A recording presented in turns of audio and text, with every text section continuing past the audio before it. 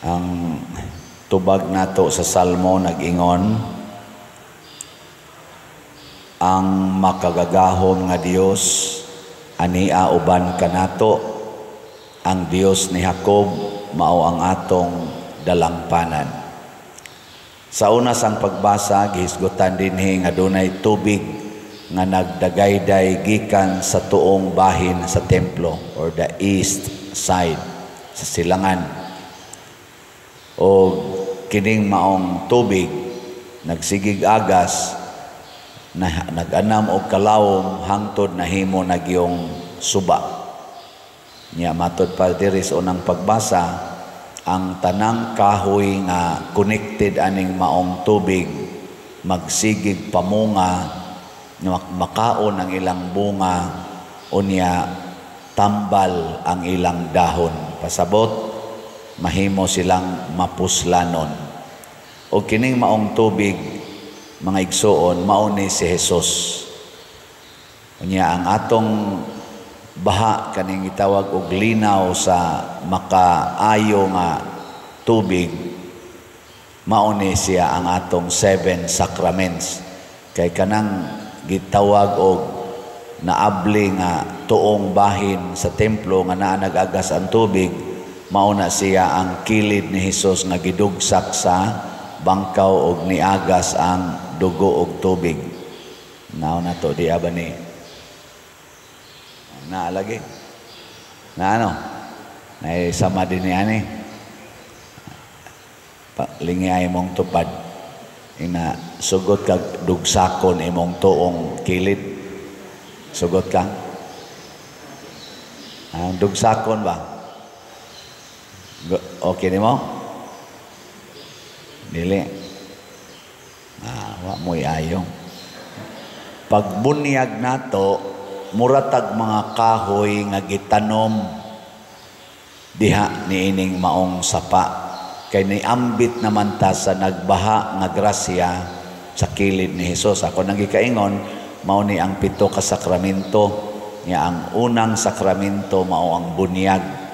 Mo nang matanom na tadiha nya expected sad ta nga mubaha sa tangadto sa uban samas mga kahoy nga nagtubo didto nga magsigig pamunga, mamunga sa doon tatag mga bunga nga makaayo sa atong isig katao og mahimong tambal ang atong kinabuhi ngadto sa uban. Sa ato rong mga politisyan sa Team Marcos, Team Duterte, mao man ni ang atong major nga mga team sa politika karon. Kinsa Manila ang dunay bunga nga naghatag og kaayuhan sa mga tao, ang Team Marcos o Team Duterte? Ay lagtubag, diha las inyong kasing-kasing. Unya, human, og mamili tag kandidato, manaa mas Team Marcos or Team Duterte, kinahanglan nga atong pilion kadtong naghatag og maayong bunga, kanabang nakalipay natong mga Filipinos, dili makasubo. Pero di man gyud maingon malipay ang tanan, at least ang kinabag-an. Nya unsaon man pagkalipay sa kinabag-an, basta ang atong leader, masimbahan man o maggobyerno, muatiman gyud sa nanag-antos kaning labing ubos. Muna si Kristo man ang ato sang model, siya ang tubig, pero siya sa dang atong model sa dihang nagpakatao siya, isip atong leader. Muna siya makabuhi nga bunga, ang paghatag o kalipay sa atong isig katao. Gilingay mong tupad, ing nalipay kang nagtupad ta. Lipay, kanang wa mulingi, murag wa ginay bunga. Muna si Kristo, model man siya nato, unsa may ang gibuhat, wa siya kaila sa tao. Ang tao sa duwa kaila niya. Pero kining tawhana nagantos sa sakit, paralyzed siya, 38 years na. Why nagpakabana niya kay daghan sa kay ditong masakiton. Niya gila-ila ni Jesus, ana, luoy in town kaayo, ingos Jesus. Ako ana day ka, 38 years nga paralyzed, maulagi Lord. Mao lagi sir, ana. Siya niya gusto pa kang maayo. Ana. Kung kamo pa'y pangutan-on ni Jesus na kay sakit 38 years na, gusto pa kang maayo? Ayaw na lang, tiwasuno na. By that time, na 38 years na kang nagikalakaw, murag tiwasuno na manggana, ay na lang pangandoy. Pero si Kristo, wa siya maghuwat. Kaya niingon mang tao, wa man ko'y makaalsa na ako padong at tos tubig. Kaya mulihok man tong tubig, basta mo gawas ng power kunos Ginoo dito. Dadon na tong masakiton, basta mahumol ka dito, nga nilihok ang tubig, kana maayo ka.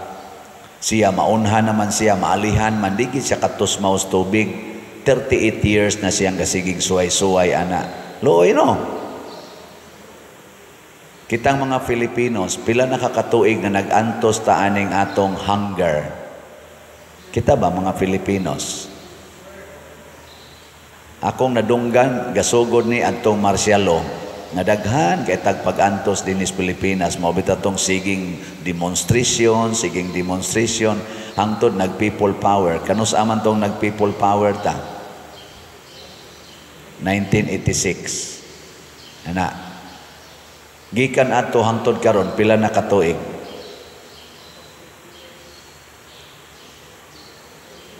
Kamulay kwenta dia. Sobra na 38 years oy.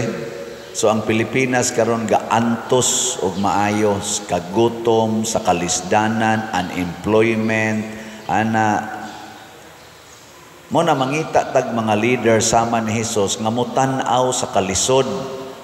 Ang problema ros Pilipinas, dili si President Duterte nga kinahanglan gyung ipriso sa ICC, dili si Vice President Sara nga kinahanglan gyud nga ma-impeach, dili sad si President Marcos, dili sad ang mga senador or mga congressman. Ang problema nga atong atubangon isip mga Pilipinos, kinig yung kagutom, kining sala sa graft and corruption. Karon kanina sa mga terorista, mga NPA gipamatay ang mga tao na sad i-video pa naaroy bagong video nga ilang gipangpatay ang mga sundao, mga kafgo ba to, ilang gipangpatay gibidyohan unya gi-upload na agyod na ang ilang mga naong ambot og ipatawag ba ka na sa sana quadcom ba na. Kaya hilig maganila mo patawag, fake news ba na o tinuod ba to? Wa ta kay bawo ipatawag unta na para maklaro kay sunan ka. Singgit-singgit pa mabuhi ang sa to ilang gisinggit.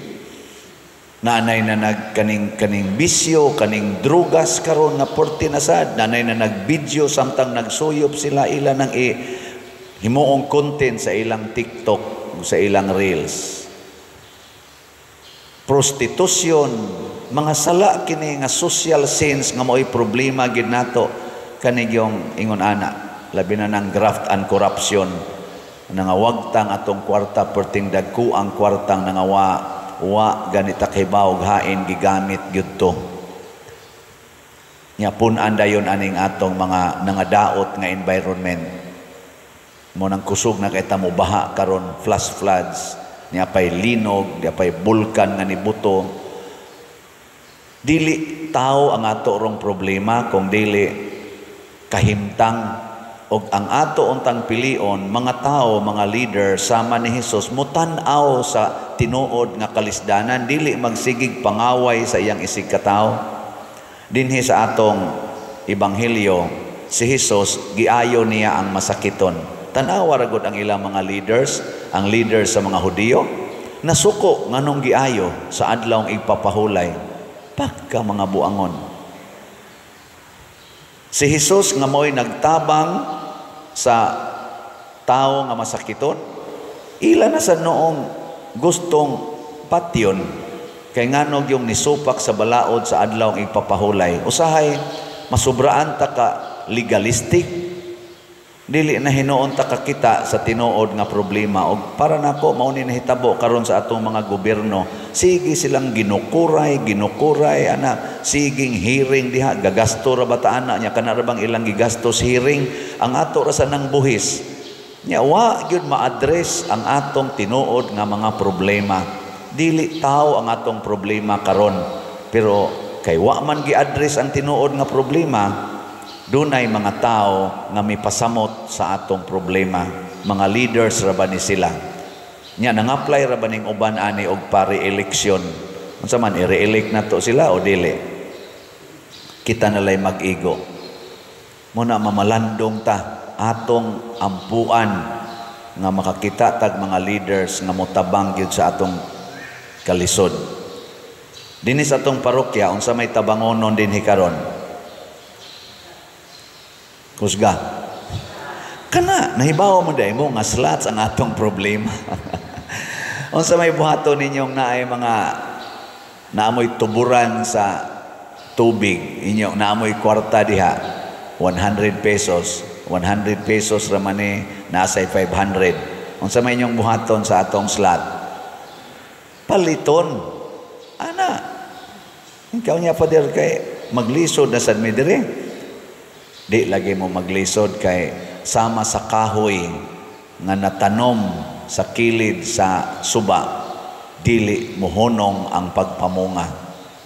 Na magipublic ayo nato dinhi nga slaughter. Di lang kumusultis ngan, nagtrabaho ni siya isip katabang, made ba? Made. Iya ginanggi paningkamutan kada sweldo, nya kada semana man siya mo sweldo, kada sweldo mo palit gid siya labing minus usa ka slot. Unsa man?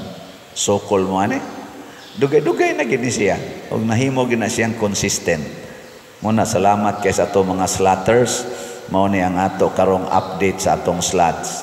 Ang atong SBF DAG kaning atong paras kumbinto niabot ng atong halin og 54,048 ka slots, na apay 5,952 ka slots nga available nga tag 500 pesos per slot. Nya do na sad ni 16 slot challenge nga tag 8,504 na ang atong nadawat. Ang para sa atong Holy Week celebrations o sa fiesta kaning atong God's Healing and Deliverance Powers GHDP niabot na sang atong halin og 14,406 ka slots, na pay 55,594 ka slots nga available tag 100 pesos per slot. Nya nasa ni 12 slot challenge nga tag 1,200, 503 na sa datong nadawat. Daghan pa kay ni siya, no? 55,594. Niya ang atong gitarget ani nga mahurot unta ni karong May 3. Napayo sa kabuan og duha ka adlaw. Kaya kaning hotdon. Mahurot kaning palit. Kung inyo lang yung ipabaha ang inyong bunga, tag 100 ragod na. Niya ang atong itabang ni Father Arnel Ponce sa iyadtong simbahan kaning haligi para ni Mama Mary HPMM na halina na sa tag 8,958, na apay 3,042 ka slots na available, na sa ni 20 slot challenge nga tag 2,000. So atong pakpakan ang namalit na tog slots. Salamat kay sa atong ginagmayng paagi. Wa ta maghunahunag baos except gracias Ginoo na malita ning slots. Nakahimo tag daghang mga nindot nga activities, nakapakaon tag daghang mga pobre, gani natukuran na tog balay ang ubay-ubay gyud nga mga pobre nga way hapit balay tungod ni sa atong pag-ambit sa healing water of Jesus. Unsaon man nato ni pagpadayon, atong tan-awon kanunay ang panginahanglan sa atong isig katao. Dili ta magsigig tan-aw sa atong personal nga mga panginahanglan. Muna si Jesus wa magpasikat, ni exit gani siya, nya niingon dayon siya sa kaning tao nga naayo pag ikaduha nilang kita, ayaw na pagpakasala. Kay ang sala maoy babag sa atong pagduol, pag-ambit sa tubig nga makabuhi. sala. Munang dunay ni first communion nato karon o ni first confession si wako kailaan limot ko Maria. She is growing in Dubai. She cannot speak Cebuano but can understand a little. Pero she, with her family, very interested to be fully in communion with Jesus. That's why she sought to confess and to take First Communion this morning. So let's give her a round of applause. Thank you, Maria. And from then on, we hope na she will also impart to other people the graces, the way we also impart our graces to others as we continue communing Jesus in this Eucharistic celebration. Kaning atong pag-ambit ni Kristo dinhi, sama unta ta sa mga kahoy nga gitanom diha sa tubig sa Ginoo, mamunga tangadtos uban.